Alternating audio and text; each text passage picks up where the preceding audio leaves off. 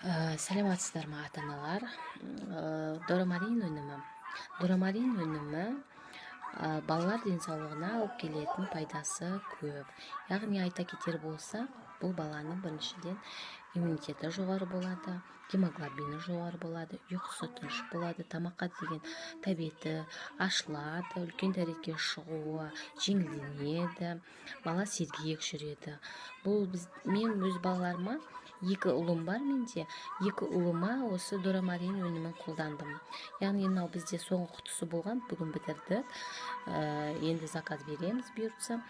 Сол айта кететінім ата-аналарға, бұл өнімді алсаңыздар еш өкінбейсіздер.